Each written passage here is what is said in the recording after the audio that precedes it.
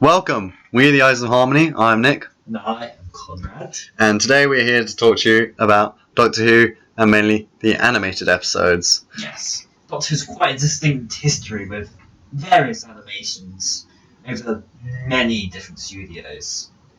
So today we should be discussing both the history and the present and the future. This is going to not just be about the missing episodes which have been animated for. It's also going to be about general kind of using animation to show Doctor Who stories. So, Conrad, start off the adventure in time and space. Our adventure starts in the early 90s. Actually, pretty much as soon as Doctor Who got cancelled.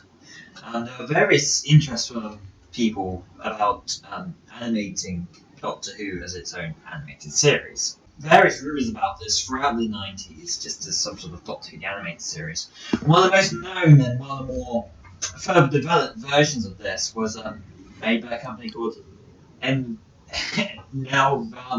I think it's pronounced. Odd name. Yeah, well, they're quite well known.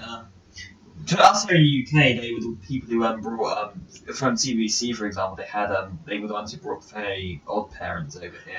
Fairy Odd Parents. Yeah. But they've also made their own animated series, like the amazing Donkey Kong Country cartoon. But, also, they made stuff like the Magic School Bus, Care Bears, Tintin, many more. Like they made many. So quite well known.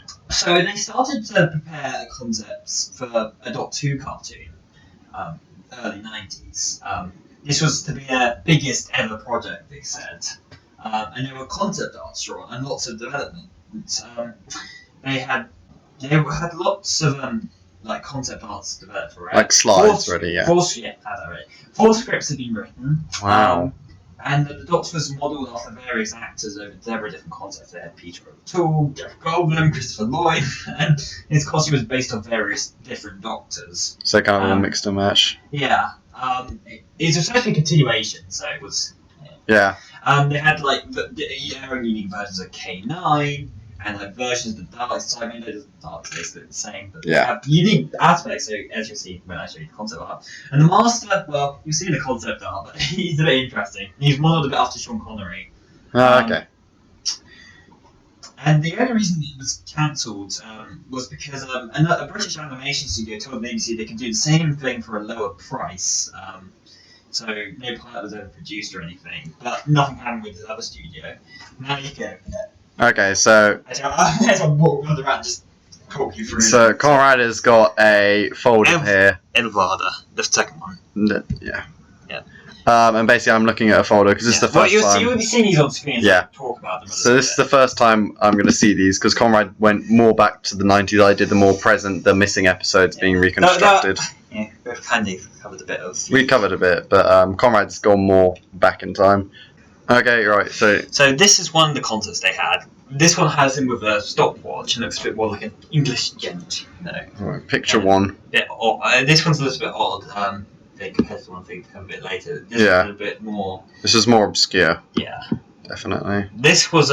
more like Tom Baker, yeah. Yeah, very much more like Tom Baker, but with the whitish hair and a very short scarf. Kind of cool logo, a bit odd. But, yeah, well, it takes the late... Yeah. It takes it from... It takes the late 70s and the Fifth Doctor. So we've got the diamond. We've got the diamond from the 4th and the 3rd. And then we've got the logo from the 6th and the 5th. And here's okay. So you get the Daleks there, K9. Wow, that's crazy. Actually, these do look really nice concepts. The question is though, do you think if this had been made, do you think that that would have damaged the future Doctor Who revival series? It would have been completely different. I think I think it might have affected it. Who knows? This is a different concept of Doctor. He's slightly more bulky in this one. You got some question marks on him. I think if you click on next, you get a slightly more detailed. Yes. So this is a bit more. Okay. You can kind of see the Jeff Goldblum in there. This one, he had some sort of solid screwdriver. Spinning his screwdriver. Yeah. He had the question was Nick Cage. I'm not a fan. Younger one. That's probably more Jeff Goldblum. Yeah, actually, the hair. A bit more like that. Her companion. And they like the stopwatch. I don't like that. Why the question mark? Yeah. You'll be seeing all these. This is the concept companion. kind of, yeah. Kind of Sarah Jane-ish. Yeah. A little bit. Guess a kind of pet creature. Yeah, some sort. Here's a concept of K9. Ah, yeah, that's kind of cool. Very different, but yeah. Kind of see it. I like the one on the far left. That one would work. Well, actually, I think these are all the same. It's just that he opens up. Oh, he opens up. Oh, that's cool. And he has like stuff. That's cool. That's an interesting idea. I like that. Right, there we go. Concept of the inside of the car. Well, kind of The outside exterior. Which is kind of unique. It's got kind of the red top, which is why I think it's kind of weird. Wow. Here's the inside. They really did make a lot then, didn't they? They did. Quite a few concepts. But this one, I think kind of is a mixture kind of what they would... Like, the longer podium is something that they do in the new series, but yet this one is kind of unknown. Like, this... Yeah, it was brand weird new. Mixture. This was Bessie. Oh, that's awesome. Flying Bessie. Flying Bessie, damn. Here's a Dalek Dalek kind of machine, yeah. Here's Dalek's battle tank. Wow. Side Oh. It's kind of a bit of a model walk, isn't it? it? Is. And like, all of his limbs are so thin. I guess it's trying to get them more like their computers. Some alien? Yeah, some description. I think Time Lords. Yeah.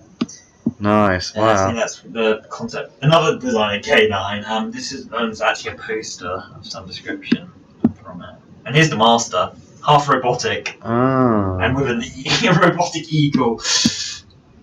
That's cool. Damn, okay, wow. I hope you enjoyed seeing those, because that's brand new information to me. So, that's the early 90s. Unique. So yeah, this is, so as I said, it was cancelled due to that. So, there were various other rumours about this throughout the years, but nothing came to it until eventually we get to Death Comes to Time, which was initially going to be a radio production for Radio 4, which is how it was initially made, like Death in Paradise and Ghost of Endspace. Yeah. But they declined it after commissioning it. So BBC I, which was a online service. That was, it was like a small thing which did this and that. Not much though. They were very, very small.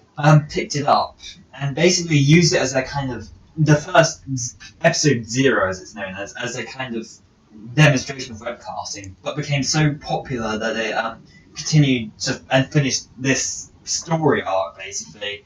Very small budget.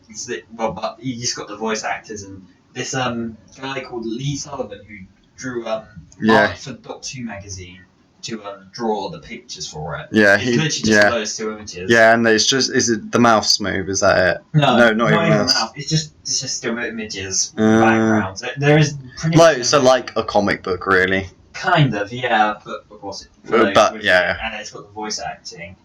And this was designed to be a kind of ending to Doctor Who. Yeah, that's why probably the title makes it Death Comes to Time at the end. That's the whole thing that builds up to the ending where, well, the Doctor's fate is left ambiguous, but it's implied that he got destroyed. And it ends with kind of Ace talking to the Brigadier about it. Which is, and it was later referenced in the audio novels, actually. The audiobooks, as a kind of alternate timeline which the 8th Doctor sees. So this is like one of many. Yeah, so like that's one where he died. It's kind of interesting though.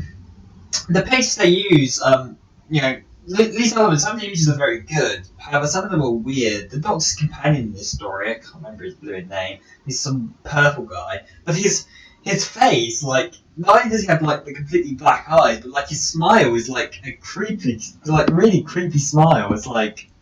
Yeah, I saw the art for that, and it's like, and because it's paused in that, it's just like really off-putting. It's like, please stop staring at me. That's the only bit they have for him. The only one, and it's just that creepy smile. Is it like Ainsley Harriott, like time to oil up? Is it on? No, it's not in there. Okay. Just quickly. Death Comes to Time. That's my god! That's his face. That is. I am going to sexually assault you. Yes. What? Why? Why? And with those eyes. That is his only face. Jeez. That might have been later on the episode or something. It might have changed. But in the episode 0, that is his only phase. Jeez. That's crazy. Also, that's Stephen Fry, by the way. Yes. Oh, yes. I very much I see that. That's cool. Anyway, yes. So, continue the history. Also, another interesting point is that the logo is actually pretty close to the new series one. Yeah, that is.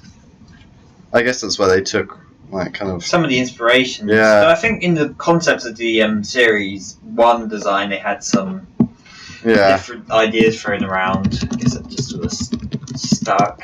Yeah. So continue. Okay. So then we move on to real time. Due to the success of Death Comes to Time, you'd naturally think they want to do more. But of course, they ended the Seventh Doctor. But they decided to perhaps expand the adventures of other Doctors, which led to real time. Now, the story, not so much interesting for its production, but it first featured the blue costume for the Second Doctor, which way was, preferred. Yeah, a lot more. Which Colin Baker preferred, the fans preferred, and the audiobooks uses that design primarily because it's just a lot more better. Yeah, a lot better, and it fits the big finishes evolved version of the character, which is why they use it a lot on the box. They even made an action figure of him. They went. Everybody loves it. The story uses the companion. I think her name is Evelyn Brown. I think. Yeah, I think that's Yeah. It was. This is like the first kind of crossover between the audiobooks and real canon, because up to that point you could debate it but this is kind of and this was the current definitive. companion. It was made that this is canon. This is happening. This happened in the. Yeah. This also features a very new design of Cybermen, which has never been used before or since, but it's unique and it's interesting design itself. This story contains the same picture structure that Death Comes to Time does. Only I think there's a bit more motion, kind of. I think the camera pans a little bit more in this one. Compared to. So it kind of zooms in on characters and moves out a bit more. Yeah, no, it's not the best here. I think the next row, which we'll touch on, does have the best. Actually, I mentioned Death Comes to Time you can't watch on the BBC website anymore. The BBC website was taken down. The others you can find on the regular website, but I mentioned a bit about that. But Death Comes to Time, the only place you can really find it in its animated form, because they also released it as a big Finnish novel, is on Dailymotion, for all I could see. Just to ad blocker on that, because otherwise you're looking at something really slow. Real time, you can't watch it on the BBC website as well. It's on the classic page, but due to compatibility issues, it was doesn't work anymore. The BBC said they were looking into it about 2010, and they did nothing about it. So you can't watch it in its original form. Though you can, again, that's on Dailymotion and also on YouTube if you want to see that. Real Time also ends with an unresolved cliffhanger, which annoys the fans. And he just decided to stop. Oh dear. Right. Then Lee Sullivan moved on, and then he did the webisode of Sharda, but with the 8th Doctor. Which is a very interesting one. They did this to mark the 40th anniversary. And in essence, it's supposed to be kind of a semi-sequel to Sharda, but also being Sharda. So basically, So it's the Doctor. He's more looking back, and it's like a story. It's an adventure that he thought he had, but he doesn't remember completely. That's how they kind of play it, isn't it? Yeah. Kind of. So he only recalls the early events of the episode. Which also kind of ties the 5 Doctors into this. Because they took him out of his timeline. And also gave him partial amnesia from this.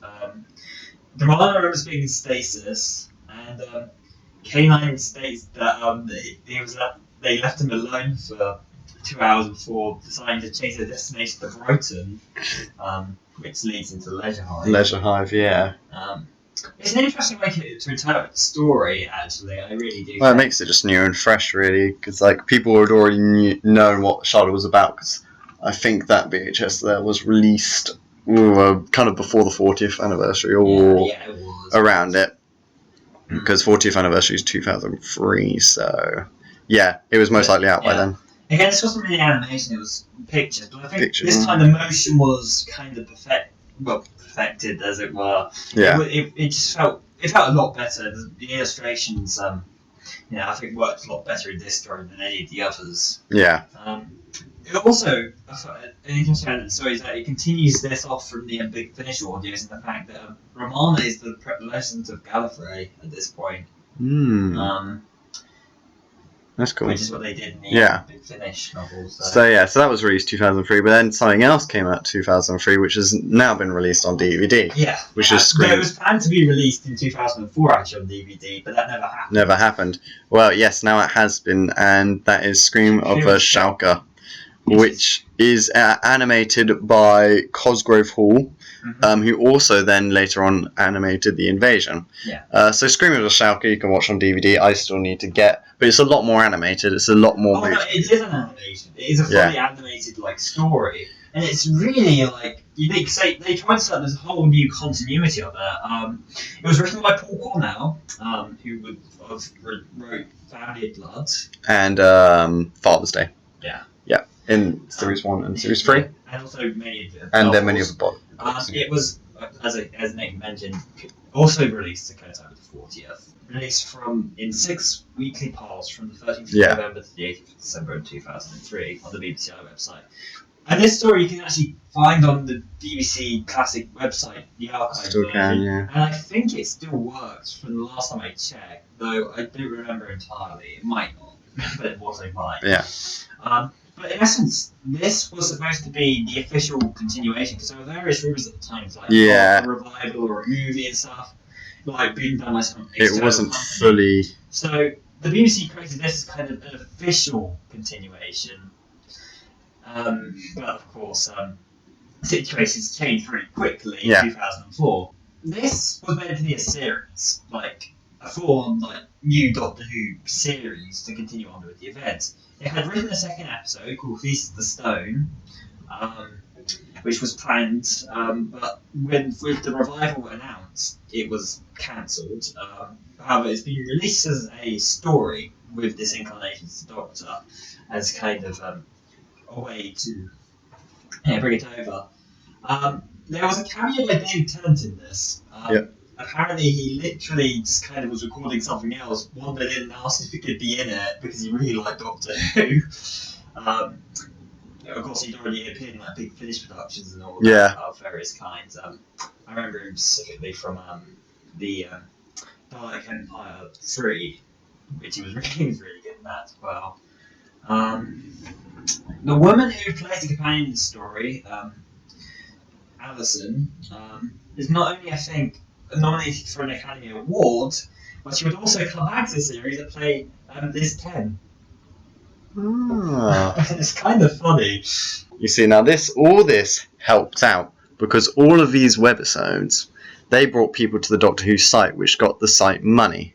So, from the surplus money, which got brought to the site from all the people coming to watch them, the Doctor Who website had a budget. It had money to spend.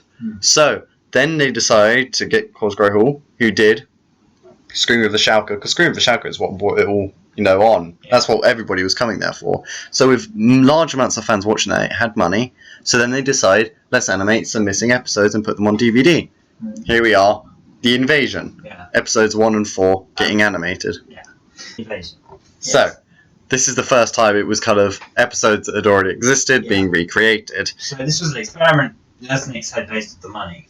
Just because of what Scream of the Shauka has. So, you've got to thank Scream of the Shauka just for getting us. This is the beginning. This is where it really started. So, Cosgrove Hall, they animated these two, and it's a lot more still movements. I mean, it's usually they're still, and it's either only their hands or their faces and mouths move. It's not very much body movements. It's very much. Well, that's pretty much what the stills. I think Scream of the Shauka did as well. It's very much Scream of the Shauka. Sort of, they do have motion, but it's actually, to be honest, I think it kind of fits more with this kind of style of Doctor Who. The camera was already fixed. Yeah, it was. It did fit. So, even though the DVD was a huge success, sadly the sales were not enough to kind of compensate to offset the animation cost. this is the point we're going to come on to later. Okay, so stick around. Okay, so then it kind of pulled back, and we had to wait because it was too expensive. Yeah. A few years down the line, though, with the 50th anniversary, they would eventually get to things, but there's a couple of things in between.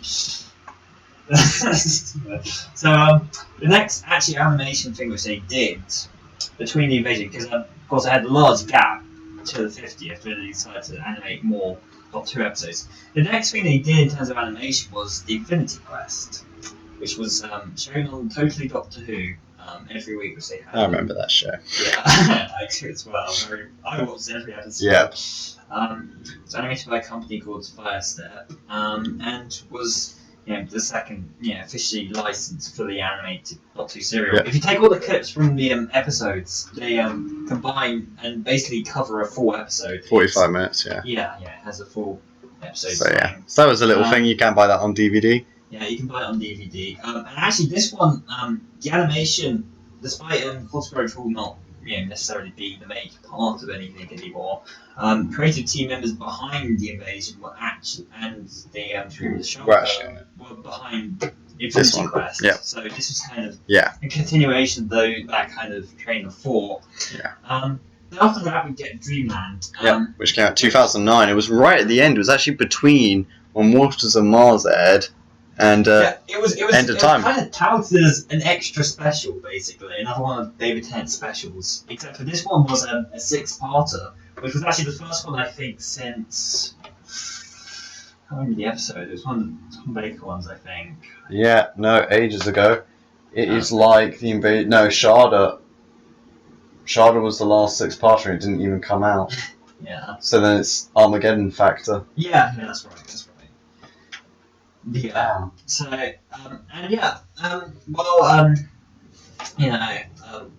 this episode doesn't have so much on its history, which I can find. It has Georgie de Moffat in it, who was Doctor's daughter. And there's lots of rumours of people saying, "Oh my God, you can be a Doctor's daughter. She's this American girl." No. It's a very fascinating story because it covers like Area 1 and all these alien conspiracies and stuff, and it tackles them head on, like with its own, and spin, Doctor Who spin on it. Yeah. And I actually do want to do a podcast about this. We'll eventually. Someday. Because I actually really love these episodes. Actually. Yeah, that story's good. It is really good, but there's just so much at the same time with the animation over there. It's the first CG one. Yeah. It kind of goes for its own kind of take. Style. It's a bit puffy. It's a bit kind of like the new Thunderbirds, really. Kind of that kind of. No, I think it's a bit older though. Basic, but basic, but kind of going along that path. But anyway, yes. So we're heading towards the 50th anniversary of Doctor Who now. Mission Unknown. Oh yeah, yes. So lots of fans were asking for it. Everybody was going, "Oh, we want more animation. We want more animation." So then Ian Levine, he helped raise money for it, along with other. It was along those lines, yeah. Well, kind of. Lots of money was raised. The initial thing was that this guy called David Bush and his US-based company called Titmouse. That's it, yeah, Titmouse. Pitched some missing stories to the BBC and gave them a budget, showing that it'd be cheaper than, say, if they made them in the UK with Cosgrove Hall, because, well, the exchange rates were different, so you'd pay less money and you'd get animation roughly of the same style. But the BBC said it was too high. So they basically tried to go ahead and license it out through BBC Worldwide so that they could just produce it on their own terms. However, that didn't happen for a very long time. So after all hope was lost, he posted the video to YouTube, which is when Ian Levine cuts in. Yeah. So Ian Levine cuts in and he offered to try and help raise money for a full episode reconstruction and to serve as like a prototype. The episode chosen was Mission to the Unknown. Kind of an odd choice in my opinion, but it's because it was a complete story in itself with limited characters and sets, so it would be cheaper to make. So I understand that, but it's it's kind of an odd one. I would have thought maybe Marco Polo, but the people of the time chose that. Also, at this point, David had left Titmouse, so he was doing this as a freelance. Yeah, so he freelanced it. So he made it, and you can actually watch it on YouTube. I think you can find it. Yeah. And probably Dailymotion and Vimeo, but it's never been released officially, which I think is kind of odd. I thought, it's there, it's completed, you could, or maybe they're waiting for maybe if they do Daleks Master Pan, but yes, so that is that. So then we had that in between, and it was kind of like people kind of thought the animation had died. There was nothing about it. Everybody was like, okay, they've tried, they've given up. A few years down the line, heading towards Doctor Who 50th anniversary, Doctor Who was getting bigger than ever. American fans have come in, you know. Everybody's going, oh my god, it's 50th anniversary. Everybody's buying more DVDs, spending more on merchandise. You could just see it. And like BBC saw this increase of money coming in, especially as the hype for the 50th was so increasing. And I was like, we need stuff to come out on the 50th year, because they'd actually already released a load of the DVDs. They couldn't go, oh, we can't bring out new DVDs, so they had to kind of make up new DVDs to bring out. So then in 2011, To Entertain announced that missing episodes 4 and 5 for Reign and Terror were going to be reanimated by Planet 55 Studios using Fetamation process. And then 2 years later, in January, so right at the start of the 50th anniversary year, just get people pumped, get ready, because there was nothing in the early there was then there's part two, but that came later on. It was kind of a few episodes, not as much as we get, so we need to fill in with classic stuff. So Reign of Terror came out, and that animation is a lot more 3D. It's completely different to how the Invasion was done. A lot more 3D. A lot of movement, turn of heads. It's really cool. There's a video online where you can see them animating it slowly, and colouring in each frame, and then seeing the movement. It's really, really cool. And then so that was released in January 2013, and then they would later go on, Planet 55 Studios, to animate episode of 4 of the 10th Planet, which uses the same kind of 3D-ness. You can very much see the same thing again. And then episodes 1 and 3 of the Moon Base. And in between that, we got the Ice Warriors, which came between the Reign and Terror and the 10th Planet. And the 10th Planet, yeah. So that one was done very much more of the kind of more Cosgrove Hall than anything else. So this was made by Croyce, sorry if I'm butchering your name, Entertainment, and this came out in August, while the 10th Planet came out in October. And this is made by the same company. I don't know if your viewers out there are more of the younger side. If you've watched Tracy Beaker Returns or The Dumping Ground, these are the same people who do that kind of animation. Now, it's more like puppety, if you look at it. It's much more, very much cartoon, and you can very much see it if you watch the cartoon segments of Tracy Beaker Returns and The Dumping Ground. You can really see the parallels and how it does. They don't do any 3D, it's all 2D. If you try and pause it on a head turn, you'll see it kind of there's it looks like a glitch, kind of when there's two faces kind of look on top of each other, half faded.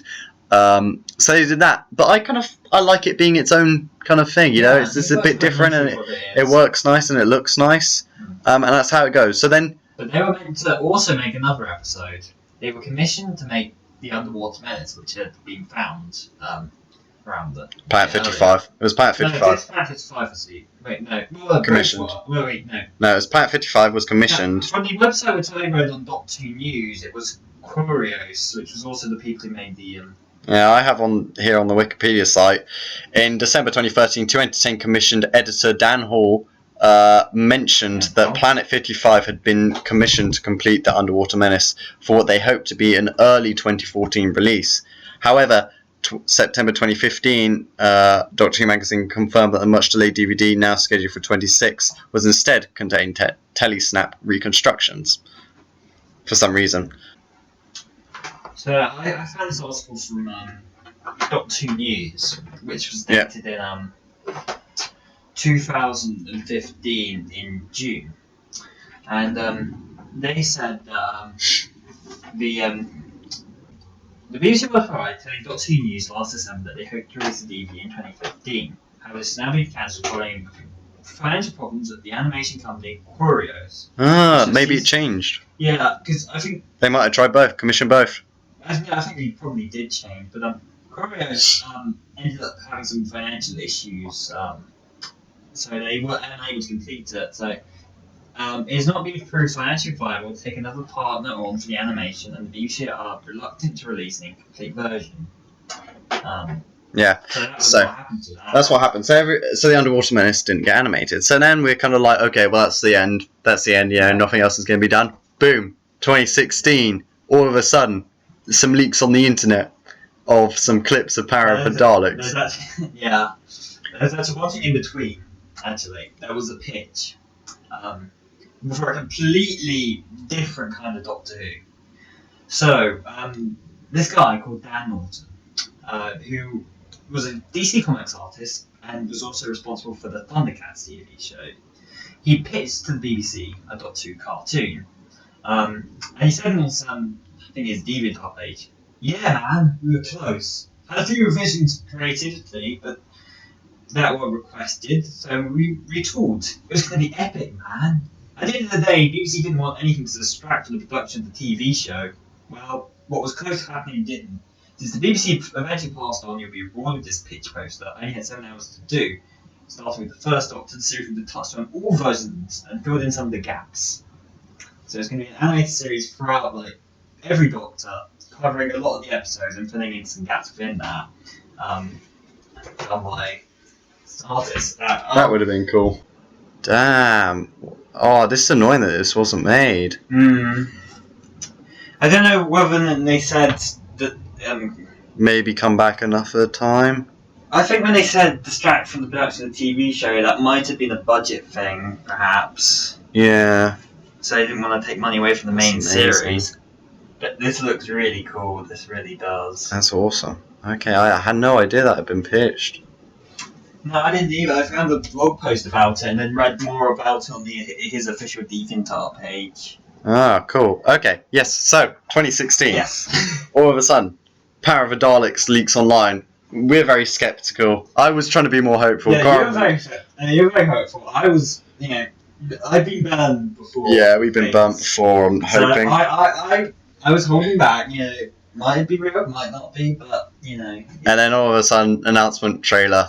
Well, the first thing that happened was that it was leaked. There was a Yeah, there was clips leaked there was online. clips leaks, and then before the thing was Oh, supposed on the to be announced, BBC store. the BBC store accidentally had the picture with the description leaked on its front page, Yeah. which was about the point What where I was convinced. Yeah. So then we found out in September, not even that long ago, that it's going to be released on the 5th, and then on the 21st of November on DVD. 5th being online, but I'm going to wait till the DVD and just get it there. Same. Hopefully it's got special features.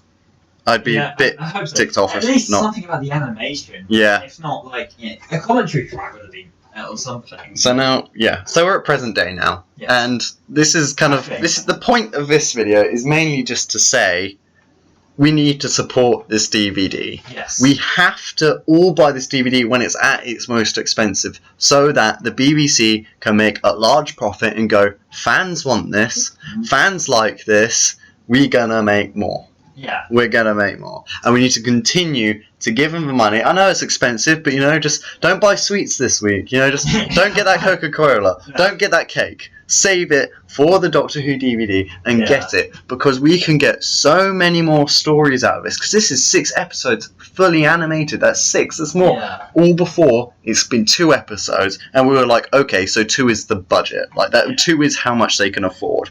So the only one now that they could do, which is only 2 episodes, is the Crusade, which I'm still so surprised that they haven't done. They really should.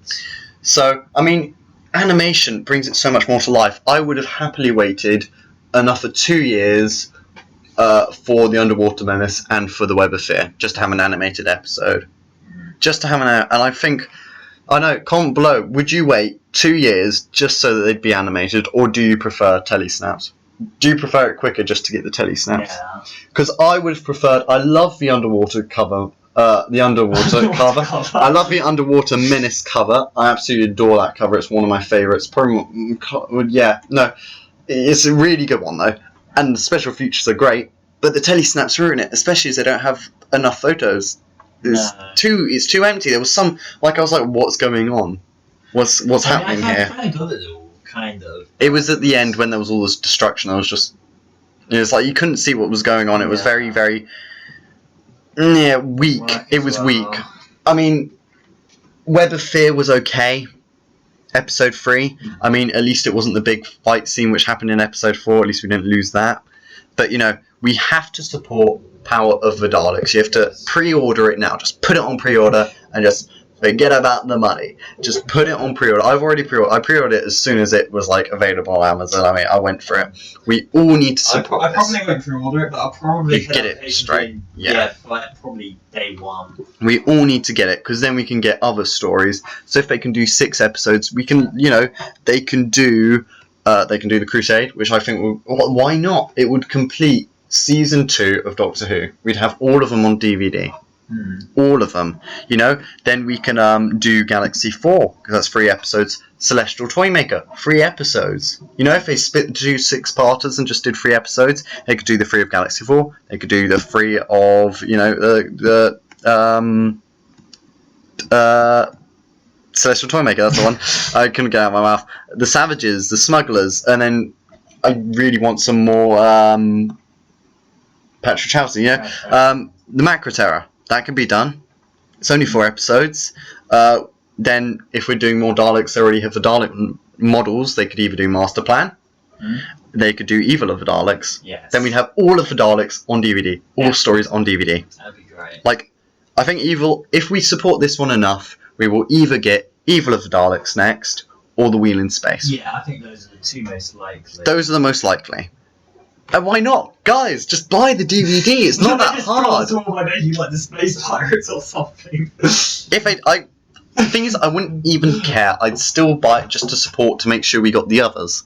You see, you just have to, even if it's like, oh, it's an okay, just get it so we get the rest.